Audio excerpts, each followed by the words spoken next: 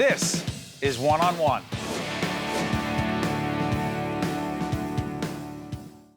We are pleased to welcome Mr. Brian Maher, who is member of the leadership group of Pre-K Our Way, and also the former chairman of Maher Terminal. It's good to see you, Mr. Maher. Nice to be here. You care very deeply about pre-K education. Why? Well, when my brother and I sold our business back in 2007, I started looking around for what could I do to be productive. And like everybody else, I recognized the issues that face the country: stagnant growth, income inequality, lack of skilled workers. And so I concluded that education was an area where I should focus, and I had had some experience with it in the past. And I started looking in, and people said to me, "You ought to look at early education." And I did, and I got very interested in it, and we worked with the Ironbound Community Corporation. Great organization. Yeah, in Newark, and we created a 0 to 5 early learning center. And as we did that, I began to learn more about it, and I learned about the situation in New Jersey, where we have a first-class quality early education pre-K program as a result of the Abbott decision back in the early 2000s. And then I realized that it was only existed in 34 communities, and I thought, well, maybe we can have a bigger impact on pre-K if we try and raise the public will in New Jersey to expand it beyond the current communities. Let's play this out a little bit. For those who don't know, Maher Terminals, a very successful company. Describe it. Maher Terminals is a marine terminal located in Port Elizabeth and now also in, or at least at the time we sold it, in Prince Rupert, British Columbia, which is about 50 miles south of Juneau, Alaska. And Maher Terminals specializes in handling container cargo in both those locations. It is the largest terminal in the Port of New York, New Jersey, and handles about 1.3 million containers a year. So let's talk about this a little bit. Pre-K. A lot of folks, if you ask this on a survey, would say, of course I support pre-K. Of course every child should have the opportunity that my child, if someone lives in a more affluent area, more comfortable area, and they actually have sent their child to a pre-K situation, they'd say, of course. But that's not the case in the vast majority of situations for a lot of children. Why do you believe, Mr. Maher, we do not have pre-K for every child in this state and this nation? Well, I think the reason we don't have it today is because the public has permitted the inequity that exists currently in the New Jersey school systems to continue. There's 34 communities in New Jersey that have, or school districts that have pre-K, publicly funded pre-K. Take that back for a second. 34 out of potentially 600. Yes. Put that in perspective. Yes. A very small percentage. A very small percentage. Go ahead. But there's this huge inequity that exists. You have cities like Bayonne, that is right next to Jersey City. Jersey City has publicly funded pre-K, and Bayonne does not. Why?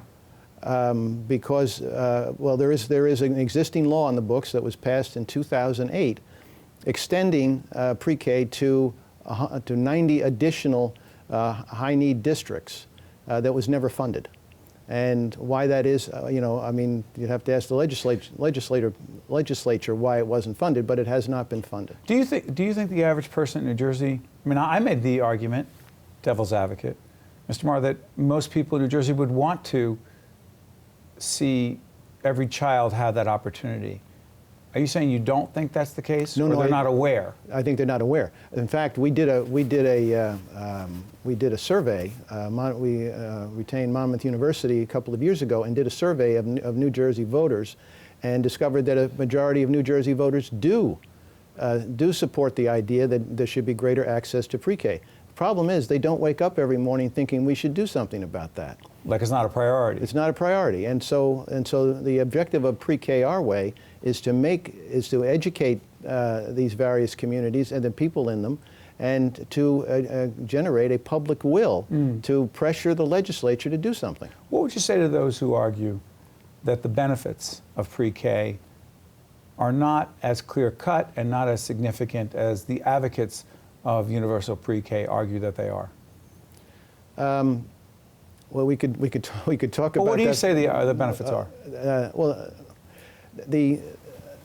If you first of all, there have been studies that show that there are significant benefits throughout, and in fact, in New Jersey, there's an Apple study done by Maher that shows that there's increased reading and math skills through grade 5.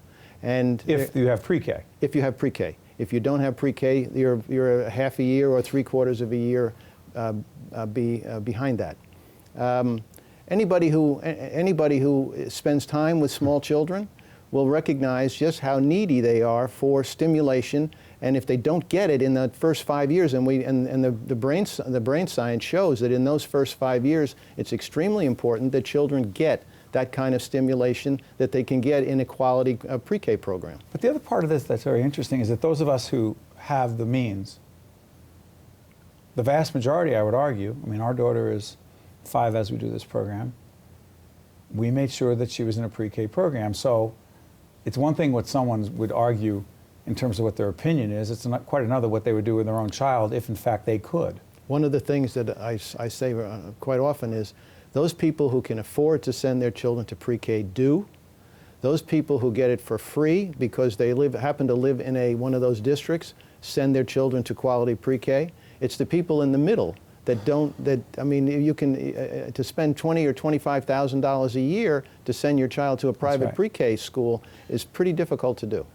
Mr. Maher, is this a political issue? Because there's a 2017 election for governor. There's going to be a new governor. Governor Christie is finishing up. There's going to be, whatever happens as we do this program, it's a presidential campaign going on. We don't know what's going to happen. But 2 terms, that's it. You finish as governor. There'll be a new governor. Will this be an issue in the 2017 race for governor? Well, Pre-K Our Way's objective, and Pre-K Our Way is a group of, the leadership group contains business people, educators, advocates, and former political officials, former public officials. We have Governor Kane and Governor Florio as part of our leadership group. So it's bipartisan? It's definitely bipartisan, and it's nonprofit. And our objective is to make this an issue that's being discussed in New Jersey in the legislature and hopefully in the 2017 gubernatorial election. Now, just recently there was a bill introduced in the Assembly, sponsored by Assemblywoman J.C. and co-sponsored by Assemblywoman DeCroce. I'll make that clear. J.C. is a Democrat, DeCroce is a Republican. That's correct. It's also co-sponsored by Senator Ruiz as well. Well, Senator Ruiz in the Senate, in the Senate bill. There's 2 bills. There's one in the Assembly and one in the Senate. And also Senate President Steve Sweeney is involved. Senate President Steve Sweeney, and on the Assembly bill we have the Speaker as a co-sponsor, and also the chair of the Education Committee, Assemblyman Degnan. So let me ask you before I let you out of here, who's against this?